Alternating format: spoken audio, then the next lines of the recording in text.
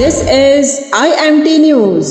देखती आंखों सुनते कानों, आपको रक्षंदा जाहिद का सलाम। आप देख रहे हैं IMT news from London. Kashmiri नजात मारूफ बरतानवी पाकिस्तानी कारोबारी शख्सियत काजी मुमताज ने पाकिस्तान से तशरीफ लाए हुए फेडरल शरीयत कोर्ट के साबिक चीफ जस्टिस आगा रफीक अहमद खान के एजाज में लंदन के एक मकामी तुर्क रेस्टोरेंट में एक शानदार इस्तकबालिया दिया। इस मौके पर आगा साहब की याददाश्तों पर मबनी एक किताब परस्यूट ऑफ जस्टिस की रोनुमाई भी हुई। तकरीब में शरीक मुअज़्ज़िज़ मेहमान में सिंध हाई कोर्ट के साबिक जज barrister Khwaja Naveed Ahmed, barrister Huma Price साहिबा, साबिक एडमिनिस्ट्रेटर कराची साकिब सोमरो, पाकिस्तान पीपल्स पार्टी बरतानिया के सदर मोहसिन बारी, पाकिस्तान पीपल्स पार्टी UK के additional general secretary Umar Memon, political social activist Tanveer Zaman, solicitor Imran Panawala, solicitor Seerat Ali, solicitor Aslam Sheikh, barrister Shahid Soomro, solicitor Agha Haris, Akmal Khan, Ali Adil, साबिक कौंसिलर आफ्ताब अहमद सिद्दीकी, नहीम अहमद सिद्दीकी,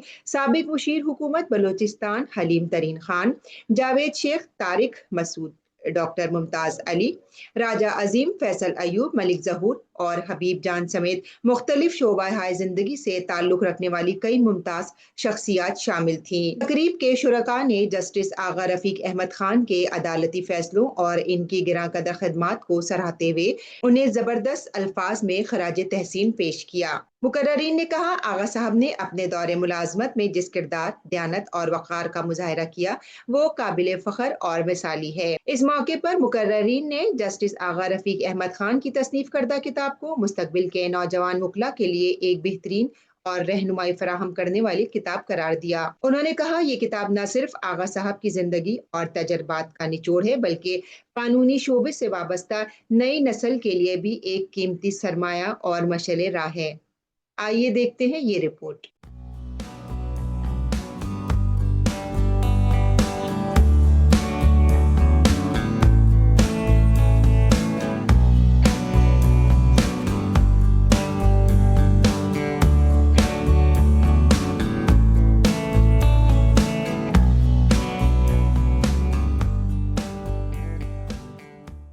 जस्टिस आगा रफीक साहब जिन्होंने ये प्यारी किताब लिखी है, और ये किताब आज तो हमें इतनी अहमियत की नजर नहीं आती, लेकिन मैं यकीन से कह सकता हूँ कि आने वाली नस्लें इस किताब को जब पढ़ेगी, जब लोग तलाश करेंगे कि कोई सच भी बोला करता था। वो दाऊद पोता ने कहा एक मरतबा जब सिंध के गवर्नर थे कि मैंने पूरा साल लगा दिया, मुझे सिंध में 9 लोग ईमानदार दिए। 9 लोग वो इस वक्त हम 21वीं सदी पर हैं, शाम मेरे पहुंच पर है, सूरज मेरे नजदीक है, जमीन की गहराइयां मेरी बस में है। अगर कोई अच्छा इंसान बस में नहीं तो वो पाकिस्तान में हमारे पास बड़ा कैद पड़ा हुआ। आगा साहब की इज्जत करना हम पे वाजिब है और इनको एहतराम देना ही हम पे वाजिब है। मैंने आगा साहब के बेटे को सिर्फ किताब के लिए नहीं कहा था, मैं चेक करना चाह रहा था कि आगा के बेटे में जान कितनी है, वो मैंने चेक कर लिया। आगा का बेटा बोल ही नहीं सकता, उसके रहन सहन में इतना कल्चर्ड है कि वो बाप के दोस्तों के सामने बात करने की हिम्मत ही नहीं रखता। तो ये कल्चर था, तो उसकी अदालत का क्या माहौल होगा। ख्वाजा साहब ने कहा कि जब हम अदालत जाया करते थे तो ख्वाजा साहब आप में भी वो DNA होता ना, लॉयल DNA, तो मुझे खुशी है। और कादरी साहब आप देख रहे हैं कि मैं जो कह सकता था कह, आज मैंने तकरीर करनी थी जोरदार जोश वाली, लेकिन मुझे फिर कंपेयरिंग करनी पड़ी, तो दिल चाह रहा कि तकरीर करूं, लेकिन कंप्रोमाइज कर रहा हूं। तो सब दोस्तों की खड़े होकर इस्तेमाल करें जस्टिस आगा मोहम्मद अहमद रफीक। मेहरबानी, थैंक यू।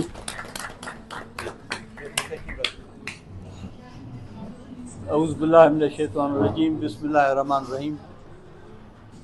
मैं सबसे पहले काजी मुमताज़ साहब का शुक्रगुज़ार हूँ जिन्होंने आज ये महफ़िल सजाई है।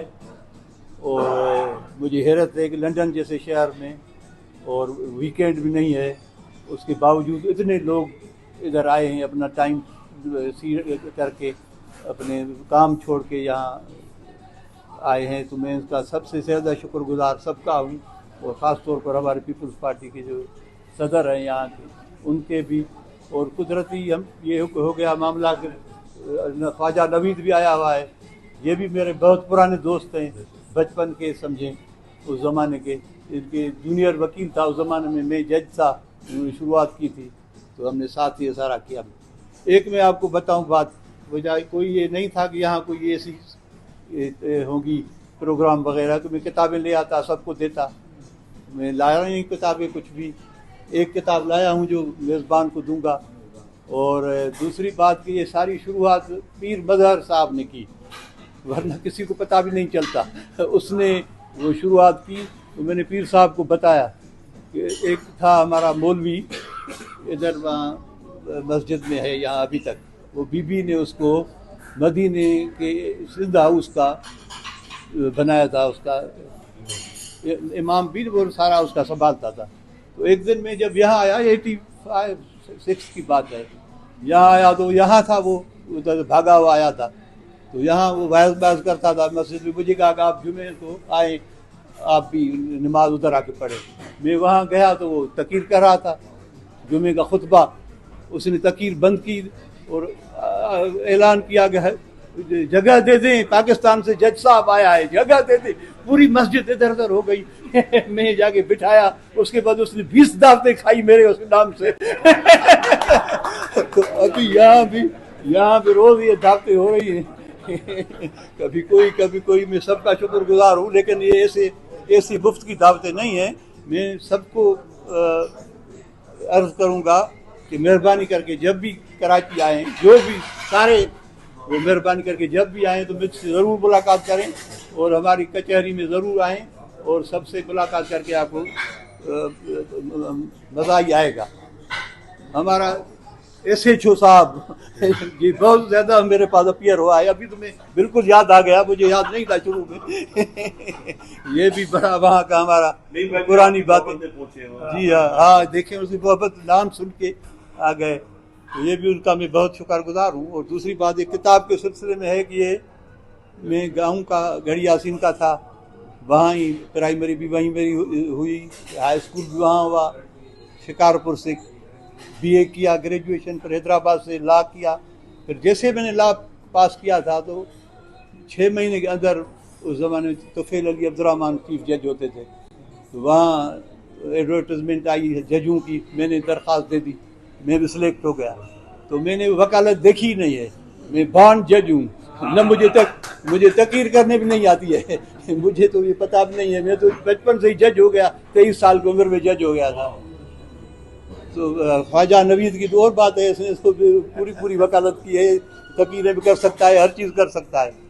तो मुझे ये पता नहीं, बाकी इसमें जो कुछ मैंने जो तकलीफ़ें हुई मुझे एज जज, जो मुझे तकलीफ़ें उठानी पड़ी सिर्फ ज़ाती दोस्ती की वजह से, बेनज़ीर साहबा से दोस्ती की वजह से, आसिफ के दोस्ती की वजह से, जो शिकायत हुई, जो मैंने किया, वो सब कुछ इसमें मेंशन किया है। और भी पाकिस्तान में जो बातें हुई है, ऐसी बातें हैं। चीफ जस्टिस का अपॉइंटमेंट ऑफ सजाद अली शाह, कैसे उसको अपॉइंट कराया था, क्या हुआ था, फिर क्या वो बातें हुई, सब इसमें है मेंशन। बाकी मैं आप सबका फिर एक दफ़ा दोबारा शुक्रगुजार हूँ। अल्लाह ताला आपको सेहत दे और आफियत में रखे, और मेरे लिए भी आप दुआगू हूँ कि जहाँ जाएँ तो अल्लाह ताला इज़्ज़त की ज़िंदगी गुजारें। Thank you very much. अब इस बात को और आगे बढ़ाते हैं कि क्योंकि ये प्रोग्राम गेट टुगेदर था और बेसिक आइडिया यही था कि जनाब आगा साहब की जो किताब लिखी गई है, उनके मुकदमात, उनकी पूरी लाइफ की, उसकी रुनुमाई भी होगी। तो आगा साहब खुद कैसे हैं, हम आप तो जानते ही जानते हैं। आगा साहब बतौर वालिद कैसा है, उनका बेटा भी यहाँ बैठा हुआ है, Haris. Assalamualaikum. My name is Aka Haris Khan and I am his son and I am a solicitor. और किताब आई है इनकी, I'm proud of him, really happy कि उन्होंने लिखा लाइफ के बारे में। and yeah, thank you so much, thanks। आगा साहब जब भी घर जाते हैं माशाल्लाह, आगा साहब की फैमिली बड़ी कल्चर्ड, और मतलब ये फैमिली, ये भी बड़ी बात है किसी सदी में। तो आगा साहब की आज की जो किताब की रुनुमाई, और उसमें आगा साहब मैं आपको एक बात बताना चाहूँगा कि लंदन के प्रोग्राम, अब लंदन वीरान हो गया है, यकीन करें माजरत के साथ। आगा साहब आपको अल्लाह ने इतनी इज्जत दी है कि जिन जिन लोगों का नाम लिखा है लिस्ट में काजी साहब ने और उमर मेमन ने, ये दो कोऑर्डिनेट कर रहे थे, और जिन जिनको बुलाया आज का दिन भी वर्किंग डे है, तो सब आपकी मोहब्बत में ही आए। तो ख्वाजा की अदालत हो या ख्वाजा साहब का पुराना जमाना, इन्होंने लोगों की बड़ी मदद की है। मैंने बड़ी कोशिश की कि इनकी फीस में अदा कर सकूं, लेकिन इन्होंने हमेशा मेरे साथ मोहब्बत की, हम भी मोहब्बत करते हैं। और आगा साहब की मोहब्बत में आज इनका कहीं प्रोग्राम था, इनसे रिक्वेस्ट की तो ये भी आए। तो ख्वाजा साहब मैं दरख्वास्त करूंगा कि आज इस महफिल में आगा साहब की शान में उनकी किताब के लिए कुछ ऐसे अल्फाज कहें जिसमें मिज़ा भी हो, मोहब्बत भी हो, सिंध का प्यार भी हो और पाकिस्तान की खुशबू भी हो। मैं तमाम दोस्तों का बहुत मशकूर हूँ जो बिल्कुल शॉर्ट नोटिस के ऊपर आज वर्किंग डे में यहाँ तशरीफ़ लेकर आए हैं और आज इस महफिल को आपने सजा दिया है। अगर रफ़ीक साहब का भी बहुत मशकूर हूँ, वो आज हमारे दरमियान मौजूद हैं। इनकी किताब की इनॉग्रेशन तो इंटरनेशनल हो ही रही है सब जगह, और अभी इंशाल्लाह नेक्स्ट न्यू जर्सी में भी होने वाली है अगले हफ्ते में, और आज यहाँ भी है। और इस किताब के अंदर उन्होंने अपनी ज़िंदगी का सारा निचोड़ डाल दिया है। अगर देखने वालों के लिए इसके अंदर बहुत कुछ है, आप पढ़ेंगे तो इसमें बड़ी नसीहतें हैं, और माशाल्लाह आगा साहब ने इसके बहुत आला लिखा है और सारी बातें सच्ची हैं। वो जितनी लिखी हैं आधी तो मुझे ज़बानी याद है तो मेरे सामने की है, क्योंकि मेरा आगा साहब से ताल्लुक 1984-83 से है, जब आगा साहब सिविल जज थे। तो जब से मैं बिगनर लॉयर था, इनके साथ ही था। Thank you. और मैं आपका बहुत मशहूर हूँ काजी साहब। आज काजी बशीर ने भी स्पेशल फ़ोन किया और आपका शुक्रिया अदा किया, बताया मेरे कज़न है काजी मुमताज़ साहब और उन्होंने अरेंज किया है महफिल। हम आपके बड़े शुक्रगुजार हैं। आप सब दोस्तों को आपने मिलने का मौका दिया है, अल्लाह ताला आपको खुश रखे। वो सर एक आदमी आया उमा, उसके होंठ जले हुए थे। उन्हें पूछा तुम्हारे होंठ कैसे जल गए? बोला बीवी जा रही थी मेके, उसको छोड़ने के लिए मैं आया रेलवे स्टेशन तो खुशी में इंजन को चूम लिया।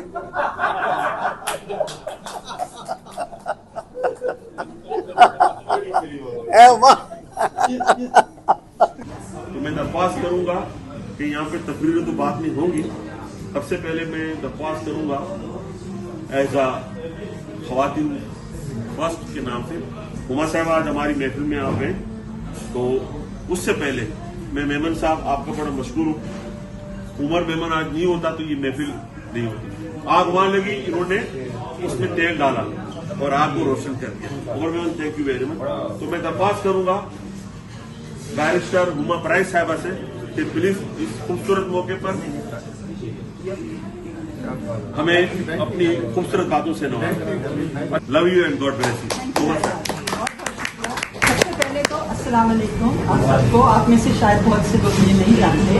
मेरा नाम है हुमा और मैं इंग्लैंड में 10 साल की उम्र से रहती हूँ और मैंने यहाँ पे LLB किया, फिर मैंने बार लॉ किया, उसके बाद मैंने प्रैक्टिस शुरू की।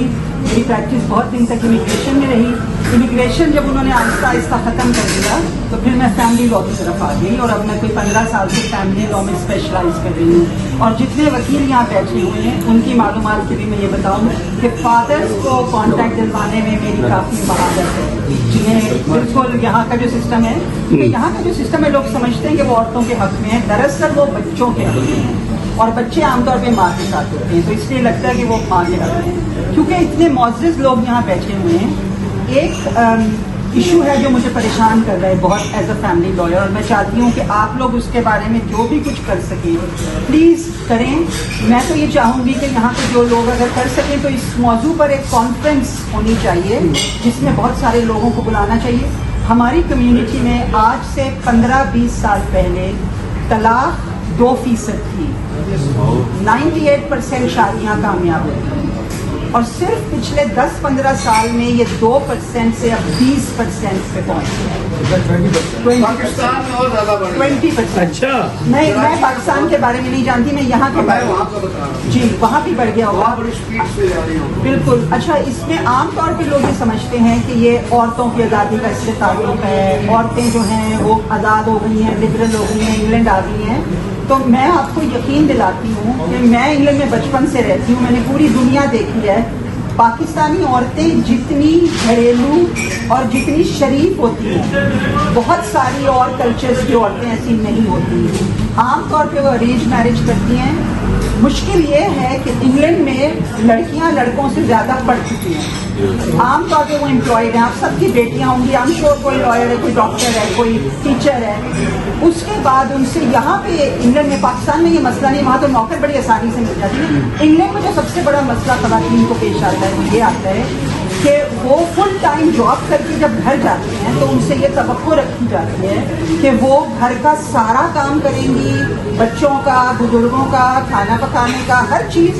तो एक मर्द और एक औरत जब घर जाते हैं तो औरत पर एक डबल जिम्मेदारी होती है, जिसके प्रेशर से बहुत सारी औरतें ब्रेक डाउन उनका होने लगता है। और इस वजह से ये एक बहुत बड़ी वजह है, क्योंकि हमारी कम्युनिटी में लड़कियों को तो बहुत पढ़ा लिखाया गया, लेकिन लड़कों को ये नहीं सिखाया जाता कि जब आपकी शादी होगी, आप और आपकी बीवी दोनों काम करेंगे, तो आपको भी घर में हाथ बटाना चाहिए। ये वेस्टर्न सोसाइटी में तो है, लेकिन हमारी सोसाइटी में लड़कों की ये परवरिश नहीं है।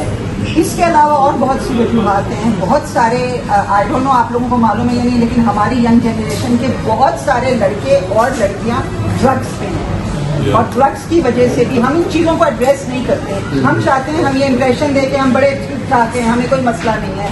ड्रग्स एक बहुत बड़ा प्रॉब्लम है।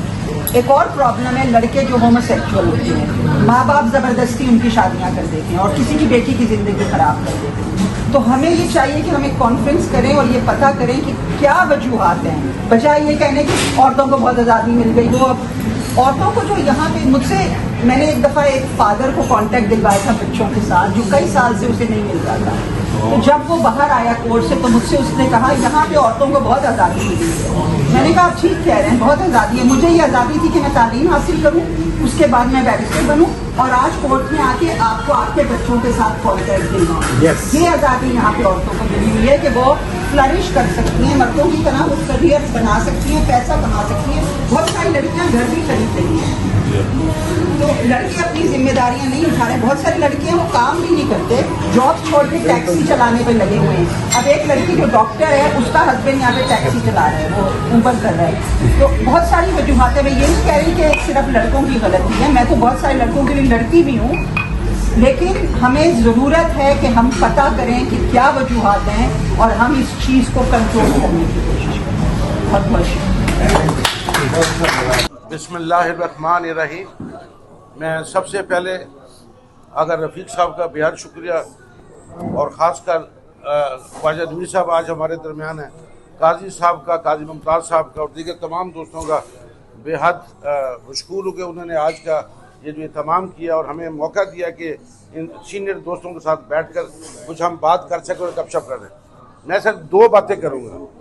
अभी हमारे दोस्त इमरान भाई ने कहा, वो जो पहला टाइम था उस वक़्त कुछ अच्छे वकला होते थे, अच्छे जजेस होते थे, तो मैं उससे इत्तेफाक नहीं करता। इसलिए नहीं करता कि जब मैं अपनी लीडरशिप को देखता हूँ, वो जो उस वक़्त के जो फैसले हैं और भुट्टो साहब को जिस तरीके से सजाएं दी गई वो भी आपके सामने है। मोहतरमा बेनज़ीर भुट्टो साहबा के साथ जिस तरीके से जुल्म सतम किया गया और जिस तरीके अदालतों ने घसीटा है वो भी आपके सामने है। मैं आसिफ अली जरदारी को जब देखता हूँ कि ज़िंदगी के 14 साल जो है उस शख्स ने जेलों की नज़र किए, बच्चों से दूर रहा, वो भी आपके सामने है। तो मैं ये समझता हूँ लोग वही याद रहते हैं जिनका रोल अदालतों के हवाले से हो, इंडिविजुअल के हवाले से हो या पॉलिटिकल हवाले से हो। तो जिन्होंने जो अच्छा रोल किया है उसकी आवाज़ हर जगह गूंजी जाती है। आज अगर आगा साहब हमारे दरमियान है तो उसकी वजह यह है कि इनके अपने दौर के अंदर जो अच्छे कारनामे हैं उन कारनामों की वजह से उनकी शनाख्त है। और वो ये कल को अगर हमारे दरमियान नहीं भी होंगे लेकिन इनके काम जो है वो आने वाली नस्लों तक वो चीज़ें चलती रहेंगी। तो हमें, मेरा ख्याल है कि मैं चाहूँगा कि आगा साहब से और ख्वाजा साहब से कि उस वक़्त ये अदालतें और इस वक्त की जो सूरत हाल है उस पर ज़रा रोशनी डालें ताकि यहाँ के जो रहने वाले हैं उनको पता चल सके कि वो तब्दीली के पाकिस्तान वहीं खड़ा है जो हम आए। क्योंकि मैं अक्सर दोस्तों के साथ बैठता हूँ। मैं जब आया था, मैं 86 में आया था, मैं 21 साल का था। तो उस वक्त जब हम भाग कर आए थे तो जॉन का मार्शाल्लाह था, तो हमें उस वक्त नज़र आता है कि पाकिस्तान बड़ा ख़तरे में है और पाकिस्तान के साथ पता नहीं क्या हो रहा है। आज वो हमारे कुछ दोस्त मिलते हैं, वो कहते हैं जी पाकिस्तान बहुत खतरे में है। मैंने कहा ना उस वक्त खतरे में है ना अब खतरे में है, बल्कि अब तो मैं समझता हूँ बेहतर है, एक नया पाकिस्तान हमें 10 अक्टूबर के बाद 10 मई के बाद एक नया पाकिस्तान जिसकी गूंज पूरी दुनिया में हो जा रही है और नई जो इस वक्त लीडरशिप है और जो हमारी इस्टेब्लिशमेंट है उसके चर्चे पूरी दुनिया कर रही है, बल्कि दुनिया के सुपर पावर कर रहे हैं। और अब आने वाले जो दुनिया के सुपर पावर है वो हम दुनिया के जो अमन की और शांति की बात कर रहे हैं, तो उस पर भी मैं चाहूँगा कि उस पर भी थोड़ी रोशनी डालनी चाहिए। और मैं हुमा साहबा से बिल्कुल इत्तेफाक करता हूँ, हमारे घरों के अंदर ये सिर्फ एक घर का मसला नहीं है, ये बहुत सारे मसला है। मेरे बच्चों ने कहा, मेरे 4 बच्चे, 2 बच्चों की मेरी शादी होने जा रही है, उन्होंने एक ही बात की थी कि बाबा हमारे जो शादियों के रिश्ते हैं ना, हमसे प्लीज पूछना जरूर है। मैंने कहा ये हो नहीं सकता, बिल्कुल आपसे पूछेंगे। तो अल्लाह की मेहरबानी से उन्होंने जो उनसे पूछा उन्होंने कबूल किया। और ये प्रॉब्लम ये हो रहा है कि हमारे जो लोग जो माइग्रेट होकर पाकिस्तान से कश्मीर से जहाँ पर आए हैं और फिर वो जो आगे जो रिश्तेदारी हैं, चाचे का, मामे का, फूफी का, खाला का जो बेटा है उसको लेके आना, जो उसकी बेटी को लेके आना, उस वजह से बहुत सारे मसाइल हैं। फिर उन बच्चों के घर के अंदर जो माहौल है उनके घरों में, वो माहौल आज भी वही है जो कश्मीर के अंदर है, उसके अंदर तब्दीली आने की हमने कभी सोचा नहीं। मैं ये चाहूँगा कि ये जिस ख्वाजा की अदालत जो है पूरे पाकिस्तान में थी, अगर साल में जो 2 दफ़ा आए तो यूके के अंदर हम ख्वाजा नवीद की अदालत पूरे यूके में चलाएं और ख़ासकर उन शहरों में चलाएं जहाँ पर हुमा भी हो और ख्वाजा साहब भी हो, बर्मिंघम, ब्रैडफोर्ड में हो, ताकि लोग उसके अंदर कुछ की भरपूर शिरकत हो। तो मेरे ख्याल इसमें काम करने की जरूरत है। थैंक यू जी। होता है तो उसके अंदर जो पाकिस्तान में मुख्तलिफ मसालिक, आपका एक शरीयत लॉ के हवाले से आपने एक बहुत काम किया, सारी उम्र काम किया। आपका क्या ख्याल है कि पाकिस्तान एक ऐसी सोसाइटी है जहाँ पे के मज़हब के हवाले से, शरीयत के हवाले से जो एक लोगों को ऑप्शंस दी जाती हैं और वहाँ पे ये सारे मालिकी, शाफी, हम्बली, ये सारे स्कूल ऑफ थॉट भी मौजूद हैं। फिर अहले तशरीह के अंदर भी बहुत सारे जाफरी, जैदी और दूसरे वहाँ पे भी सिलसिले मौजूद हैं। उसके अंदर कोई ऐसी कंसेंसस, कोई ऐसा रियासत का हो सकता है, या ये मज़हब के हवाले से सियासत को अलहदा किया जाए और लोग वहाँ पे आज के हवाले से कुछ चीज़ों को देखें। वैसे तो मेरे जहन में बहुत सारे सवालात हैं इस हवाले से, लेकिन मेरे जहन में ये सवाल होगा कि अगर आप इसका कुछ जवाब देंगे तो लोगों को इस हवाले से कोई बेहतर इन्फॉर्मेशन भी मिलेगी। Thank you very much. आप सब लोगों का, आप सब मेहमानों का तहे दिल से शुक्रगुजार हूँ कि आपने मसरूफियात में से टाइम निकाल के और इस महफिल को 4 चांद लगाए। और स्पेशली हबीब जान और उमर मेमन, इन लोगों ने मेरी मदद की, वरना मैं तो इस काबिल नहीं था। तो आप लोगों को और आपका बहुत बहुत शुक्रिया कि आपने इतना वर्किंग डे में, वर्किंग टाइम में आप अपना वक्त निकाल के यहाँ तशरीफ़ लाए। आगा साहब की किताब के हवाले से ही बात है, ये महफिल जो सजाई है ये आगा साहब की किताब के हवाले से है।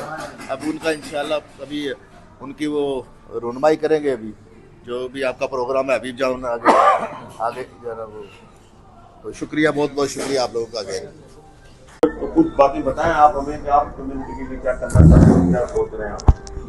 अस्सलाम वालेकुम। सदर हमारे जो पीपल्स पार्टी के जो है मुहसिन बारी साहब, आगा रफीक साहब जो हमारे चीफ जस्टिस हैं, मतलब जो है ख्वाजा नवीद साहब और तमाम दोस्तों भाइयों, आज हम ये तकरीब जो मुनक़्क़द की गई है ख्वाजा कारी काजी मुमताज़ साहब ने, ये बहुत बड़ी महफिल का इन्होंने किया माशाअल्लाह। आगा साहब की जो किताब की रुनमाई उसके हवाले से मुझे ये बात पे खुशी हो रही है कि ये 3रा प्रोग्राम है आगा साहब के, और माशाअल्लाह ख्वाजा नवीद साहब भी आ गए, मतलब जो है कि ये महफिल में रंग आ गया। मतलब जो है उस ज़माने की बातें हम कर रहे हैं जो अब आज हो नहीं सकती। वो जो है जो चीज़ें आप लोगों ने की, जो फैसले आप लोगों ने किए, आज के वक्त में ये हो ही नहीं, मुमकिन ही नहीं है। तो उन पर डिस्कस करना भी बेकार है। आपने अभी पिछले प्रोग्राम में जो बात की थी हबीब जान ने कि जो पाकिस्तान में जो फैसला आया है, जो 260 लोगों को जो जलाया गया, मतलब जो है, और उनको बाइज्जत तौर पर बरी कर दिया गया। मतलब तो अब ये चीज़ें हो नहीं सकती। जो आप लोगों ने काम किया है वही काम था, और मैं नहीं समझता कि आगे जाके ये चीज़ें हो सकेंगी। मतलब या तो फिर आप जैसे लोगों को लाया जाए, ऐसी कमेटी बनाई जाए कि जो लोगों को जो है उस तरह से ट्रेन करें, मतलब जो है। और क्योंकि यूनिवर्सल मेमन ऑर्गेनाइजेशन जो है, हमने हमेशा यही बात की है कि इंसाफ होना चाहिए। और मुझे ये फ़ख्र है कि आज आप लोग आए और हमने आपके ऑनर के अंदर हम सारे लोग जमा हुए हैं सारे यहाँ पर जो है, क्योंकि टाइम की शॉर्टेज है, अभी काफ़ी लोग बात करना चाह रहे हैं। तो मैं एक मतलब तमाम लोगों को जो है थैंक्स करता हूँ कि आप लोग आए, इस महफिल के अंदर इज्जत बख्शी आपने जो आगा साहब को, ख्वाजा नबी साहब को दिया। Thank you very much. Prepared के ये आज बात करनी होगी, लेकिन आई थिंक के ख्वाजा नबी साहब और आगा रफीक साहब की प्रेजेंस में मेरा हक नहीं बनता कि मैं ज़्यादा बात करूँ, बिकॉज आप लोग सब ये चीज़ें जानते हैं। I think the important thing is what अभी discussion हुआ कि as a Asian community and Pakistani community, we need to be part and parcel of the overall political system, and we should do the local politics also. As अभी की जैसे पता है, अभी ने और हमने बैक टू बैक यहाँ बहुत सारे काम किए हैं, बहुत पॉलिटिक्स भी किए हैं और अनपॉलिटिकल काम भी हम 4-5 कर गए। लेकिन बात यह कि वो पाकिस्तान के लिए किए कि पाकिस्तान में उस चीज़ की जरूरत थी, तो वो हमने स्टेप किए। लेकिन उसके बाद जब मैं आया पाकिस्तान यहाँ की यूके की पॉलिटिक्स में, वो बहुत इंपॉर्टेंट है, बिकॉज वो पॉलिटिक्स हमारे लिए और हमारे बाद में आने वाली जनरेशन के लिए बहुत जरूरी है। We have to be part of that mainstream politics, and I think मैं ये चाहूंगा कि यहाँ पे जितने भी लोग हैं वो अपने घर में ये समझें कि आप चाहे कंजर्वेटिव को मेंबर हो, चाहे आप लेबर पार्टी के मेंबर हो, लिबरल के मेंबर हो, रिफॉर्म के अगर बनना चाहते हो तो बने, but I would not say anything on that. But the thing is कि we should join a political setup and we should be part and parcel of that, because that is what would bring the policy changes which we require for our generation, because Pakistani और Asian generation की एक different requirements हैं। और जो इस तरह politics जा रही है इस वक्त यहाँ पे बहुत नैरो पॉलिटिक्स शुरू हो गई है, रसानी पॉलिटिक्स यहाँ पे आ गई है। उसके लिए we have to be very strong and we have to be part and parcel of the policy making kind of forum, and that's where a political party comes in, that's where your membership comes in. तो please अपने घर में इस बात को promote करें and be part of the main politics. अभी मैं बस इतना ही कहूँगा। Thank you very much. हम कौन से बने इनकी वजह से? तो डॉक्टर साहब प्लीज कुछ बट्टे जब सुधारा है। Thank you very much. ये आगा साहब की वजह से, आगा साहब की एक मेहरबानी इस कम्युनिटी पे ये है कि हम सब लोगों को 2 बार एक जगह पे जमा, यहाँ की तो डिफरेंट पॉलिटिक्स है। मैं फ़कत आगा साहब के बारे में कुछ कहना चाहूँगा कि आगा साहब ने माशाल्लाह जो एक शम्मा रोशन की थी पाकिस्तान में, जब मुश्किल वक्त था, जब इतना तूफान था वहाँ पे कि कोई शम्मा नहीं जल सकती थी, कोई रोशनी नज़र नहीं आती थी, और आगा साहब ने वो रोशनी दिखाई। और पहले भी मैंने लास्ट टाइम भी ये अर्ज किया था कि वो रोशनी ज़्यादा फैलनी चाहिए। आगा साहब सितारे हैं इस माशरे के, इस पाकिस्तान के। इस वक्त हमारे मुल्क को हम अल्हम्दुलिल्लाह यहाँ पे खुश हैं, सियासत में हैं नहीं हैं अल्लाह का एहसान है, सब सेटल। लेकिन जब हम पाकिस्तान की तरफ मुड़ के देखते हैं तो हमें बहुत सी चीज़ें, बहुत सी खामियां नज़र आती हैं, लेकिन उस अंधेरों में आप जैसी रोशनी भी नज़र आती है। तो हम आपको ये गुजारिश करेंगे कि आप ये रोशनी कायम रखिए, ये सितारा चमकता रहे और गरीबों को इंसाफ मिलता रहे। इसके साथ मैं काम अदा मुमताज ने बड़ी प्यारी बात की कि सितारे चमकेंगे तो फिर जिंदगी चलेगी। तो आगा साहब good comment, thank you sir. अब मैं दरख्वास्त करूंगा बलूचिस्तान से ताल्लुक हमारा लाला अली खान तनी से, लाला प्लीज। मैं आपके और खाने के दरमियान हाजिर नहीं होना चाहता हूँ, सिर्फ शाब्दिक देता हूँ अपने जो मेहमान हमारे हैं, और शुक्रिया हाजिर साहब वगैरह मैंने किया हुआ है। बात इसलिए है कि पाकिस्तान में सियासत हो, साहब हो, अकलिया हो, मकन्ना हो, हमारी कोई अच्छी सी तारीख हमारी नहीं है कि हम उसको ज़रा पकड़ से बयान कर सकें। इनमें साफ नाज़िर की कुछ लकीरें बरामद होते हैं जिनको हम घूमरियों से गिन सकते हैं कि फला फला फला फला, वरना तो फिर जस्टिस मुनीर से लेके काजी तक जो है वो ऐसी दास्तानें उनके बारे में हमारे सर बहरहाल मैं आगा साहब मदीनों में से एक मदीने हैं। इसी तरह हमारे खाजा साहब हैं, वफला बरादरी में का बड़ा अच्छा किरदार है। तो दोनों को सामने करता हूँ और अपने दूसरी बात ये कि सबसे बड़ी बात जो है मेरे लिए भी प्राउड फील हो रहा है कि जिनके सामने मैंने प्रैक्टिस स्टार्ट की थी, जब मेरा पहले ख्वाजा साहब के सामने तो 99 में जब मैं एसएम लोकल लीगल कमेटी का प्रेसिडेंट था, तो हमने ख्वाजा साहब की मौजूदगी में जेलों में विजिट किया तो लोगों को हेल्प किया। Very good. और मेरा कहना है कि वो जमाना बिल्कुल डिफरेंट है, इसलिए कि एक बंदा जो है वो middle to lower class family लोगों के जब वो जेलों में जा रहा था तो हम लोगों ने विजिट किया, बहुत अच्छी तरह से बच्चों की जेलों में विजिट किया, और नेटी साहब ने भी बड़ा सपोर्ट किया। उसके बाद हम आगे सबसे हम अपियर हो रहे थे, तो आज मुझे बड़ा अच्छा लगा है कि मैं ये तो नहीं कहूँगा मैं आपको वेरी सक्सेसफुल लॉयर, मगर एक बंदा जो उनके सामने अपियर हुआ था डिस्ट्रिक्ट कोर्ट में, वो आज लंदन में प्रैक्टिस कर रहे हैं और उनका अपना चैम्बर है, तो मेरे लिए इनको भी खुशी हो रही होगी बहुत। दूसरा ये कि सर हम तो जहाँ पाकिस्तान है वहाँ हम मौजूद है, चाहे अच्छा हो बुरा हो, लेकिन हमारी अपनी कंट्री है, जहाँ पर भी हमारी जरूरत है हम आपको वेलकम कर रहे हैं, हम आज अवेलेबल होंगे। और सर मैं आपकी तरफ से भी करना चाह रहा हूँ कि हमने जो काम पहले शुरू किया था फिर जाने की कंट्री से बाहर आ गया, अगर किसी को वहाँ पर कोई सर्विसेज अवेलेबल चाहिए और अगर उनको फ्री सर्विसेज, अगर आप कहीं महसूस करें कि इंटरनेशनल हम उनको जेलों में सर्विसेज प्रोवाइड करना चाहें या कोई चीज के टॉप में बताएं, इंशाल्लाह मेरे के लिए भी ऑलर जो हमारे फाइनेंशियली भी आर स्ट्रॉन्ग, ठीक है ना। और जाहिर है कि हम लोग को इतनी चीज नहीं होती, तो जाहिर है अगर कोई मसले आ रहे हैं और अगर कोई आप लीगल एड के चैम्बर चाह रहे हैं, ठीक है आप जैसे अभी एक और चीज मैं कहूँगा नॉन पॉलिटिकल है, मगर सर जो लेवल आप लोगों को था, I am sorry to say that we are not finding this level now, वो लेवल ही डिफरेंट था। आपके समय सब्जी थी, जमाती थी, तो एक लेवल था जिनके सामने हम अफेयर होते थे, उन्हें पता होता था कि हम क्या बोलने जा रहे हैं। लेकिन आजकल तो मेरा ख्याल है कि हम ऐसे लग रहे हैं रिस्पेक्ट हाईकोर्ट के जजेस से मुझे लगता है मजिस्ट्रेट कोर्ट के सामने अफेयर हो रहे हैं। और सर इसलिए आप लोगों को बहुत इंपॉर्टेंट रोल है। इसलिए सर एक और चीज मैं कहूँगा, लेकिन टाइम में ज्यादा ले रहा हूँ, कि बीइंग अ जस्टिस आपको पता है कि हम एक चाहे इस्लाम मुस्लिम हो क्रिश्चियन हो, एक ही चीज है कि हम लोगों को ये होता है कि इंसाफ देने वाली जात एक है, चाहे वो क्रिश्चियन हो अल्लाह, लेकिन अल्लाह ने आप लोगों को अपनी तरफ से पावर डेलीगेट किए to do justice on behalf of him. ये बहुत बड़ी बात है। तो मेरा कहना है कि आप ये जाके मैसेज दें हमारे जस्टिस को कि प्लीज तुम जो पावर यूज कर रहे हो, ये पावर तुम्हें अल्लाह ने डेलीगेट किए to do justice on behalf of him, लेकिन वो ध्यान रखो।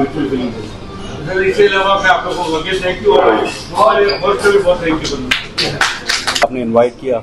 और ख्वाजा साहब मेरे उस्ताद हैं, मैंने भी अपनी प्रैक्टिस का आगाज़ ख्वाजा साहब के ऑफिस से किया था और हम भी इन्हीं के लगाए हुए पौधे हैं। और मैं अभी रिसेंटली मैंने भी क्वालिफाई किया एज ए बैरिस्टर, तो वो ख्वाजा साहब की जो हिदायत थी, जो उनकी गाइडेंस थी, उसी को हम आगे लेकर चल रहे हैं। और जब भी ख्वाजा साहब आते हैं तो मुझे बड़ी खुशी होती है कि हम जो भी इनके लिए प्रोटोकॉल दे सकते हैं करें। तो बहरहाल मैं ये कहना चाह रहा था, मुख्तसर इसको करेंगे कि इसमें थोड़ा सा जो है हमारा अपना पॉजिटिव रोल होना चाहिए, जिसमें हमें लोग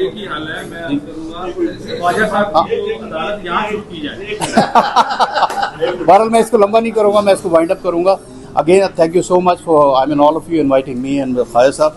सो इंशाल्लाह आई होप कि जो मैसेज देना चाह रहा था कन्वे होगा। Thank you so much. वकालत शुरू की थी ख्वाजा नवीद की अदालत से, तो वो मसाइल इन्होंने हल किए हुए मसाइल, वही मसाइल यहाँ पर मौजूद हैं। तो फैमिलीज़ के अंदर जो इश्यूज़ हमारे बैक होम है, वही मसाइल यहाँ पर हैं। वकला में हमारे चूँकि मसाइल हमें पहले मिलते हैं, जैसे वहाँ मिलते हैं, तो हमारी कम्यूनिटीज़ के लोग यहाँ पर आते हैं, वो बताते हैं कि जिनके घरों में क्या मसाइल हैं या प्रॉपर्टीज़ क्या मसाइल हैं, उनके बाकी मसाइल क्या हैं। तो ये सारे मसले जो हैं वो डेफिनेटली वकीलों ने ही हल करने होते हैं। तो मैं आप सबको यहाँ पर खुशामदीद कहता हूँ। आगा साहब का एक आउटस्टैंडिंग रिकॉर्ड मैंने कल देखा है, पूरा अपना मीडिया भरा हुआ है कि उन्होंने बहुत ही अपना जाफशानी से एक पूरा लीगल करियर अडॉप्ट किया और अपने फेडरल शरीफ कोर्ट तक चीफ जस्टिस तक गए हैं। तो हमारे लिए बहुत ही आनंद की बात है बतौर वकील कि इतने हायर पोस्ट के ऊपर हम आपको वेलकम कर रहे हैं। ख्वाजा साहब तो आते जाते रहते हैं। ख्वाजा साहब लंदन की महफिलों की जान है एक्चुअली। अभी जहाँ के दोस्तों से इनसे मुलाकात रहती है तो इनके जो चुटकुले हैं और जो लतीफ़े हैं और जो वाक़यात हैं वो सुनने के लिए हम लोग बेताब रहते हैं। तो बहुत शुक्रिया आपका, और मुझे दुख हुआ कि आप जा रहे हैं जल्दी, वरना कोई एक आध महफिल आपके लिए एक और होती। तो इंशाल्लाह बहुत शुक्रिया आप सबका। इंशाल्लाह नेक्स्ट टाइम कोई मुलाकात।